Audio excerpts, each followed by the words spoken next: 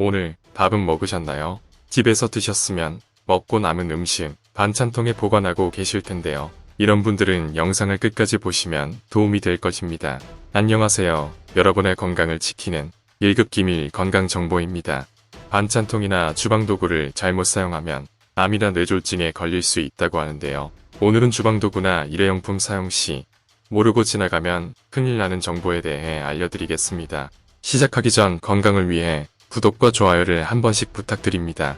알고 사용해야 할 제품 첫 번째는 플라스틱 용기입니다. 음식을 플라스틱 용기에 담아 전자레인지에 돌려 먹은 적 있으신가요? 요즘은 배달 음식을 자주 시켜 먹고 고정된 배달 음식을 전자레인지에 바로 돌려 먹곤 합니다. 하지만 전자레인지에 돌리면 암에 걸릴 수 있는 플라스틱 재질이 있다는 걸 알고 계셨나요? 플라스틱 용기를 보시면 화면과 같이 플라스틱 종류가 표시되어 있습니다. 전자레인지에 돌려도 되는 플라스틱 용기 종류는 2번과 5번입니다. 반면에 3번, 6번, 7번 플라스틱을 사용하시면 발암물질이 나와 환경호르몬에 노출되기 쉽습니다. 그렇다면 전자레인지에 돌려도 되는 플라스틱 용기인지 아닌지를 어떻게 확인할 수 있을까요? 용기에서 전자레인지에 사용 가능 표시를 확인하셔야 합니다.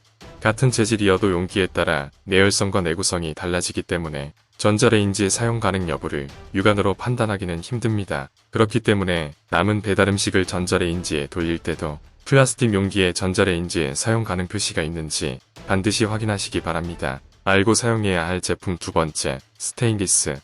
냄비나 텀블러 등을 처음 사용하기 전 만지면 까맣게 뭔가 묻어나온 적 있지 않으셨나요? 바로 스테인리스 제품에 사용되는 연마제입니다. 연마제는 스테인리스를 깎거나 광택을 내기 위해 사용하는 물질인데요. 국제암연구소 발표에 의하면 연마제의 주성분인 탈화규소는 EA 등급 발암물질로 분류되고 있으며 연마제는 물이나 세제로도 쉽게 제거되지 않고 흡입 시 폐암 발암 가능성이 매우 높기 때문에 각별히 조심해야 합니다. 그렇다면 어떻게 연마제를 제거하고 사용할 수 있을까요? 확실히 제거하려면 베이킹소다와 식용유가 필요합니다. 탄화규소와 같은 소수성 물질은 식용유에 쉽게 달라붙는데요. 행주나 키친타월에 식용유를 묻혀서 스테인리스 표면을 꼼꼼하게 닦아주시면 됩니다.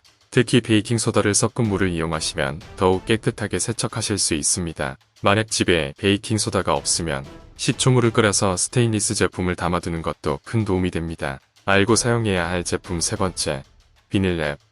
음식을 비닐랩을 씌워 전자레인지에 돌리면 어떨까요? 플라스틱 재질 중 하나인 비닐랩은 환경호르몬이 들어가 있는데요.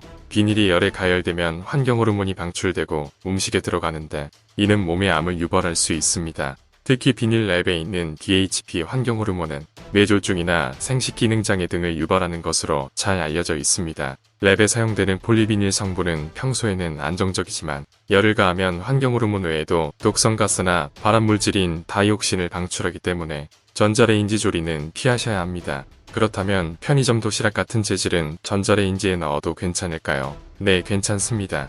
주원료가 폴리프로필렌이기 때문인데요. 폴리프로필렌은 플라스틱 중에서 무게가 가볍고 열에 강한 것으로 유명합니다. 그 덕분에 전자레인지에 조리에도 변형되거나 환경호르몬이 배출되지 않으니 안심하고 돌려 드셔도 됩니다. 알고 사용해야 할 제품 네 번째는 코팅 프라이팬입니다. 코팅 프라이팬은 음식이 잘 눌러붙지 않아 많이들 쓰는 주방용품인데요. 하지만 코팅이 벗겨진 프라이팬을 무심코 사용하다간 독이 될 수도 있다는 사실 알고 계셔야 합니다. 코팅이 벗겨진 프라이팬은 당장 쓰레기통에 넣으셔야 하는데요. 알루미늄 등 금속 성분이 나올 수 있기 때문입니다.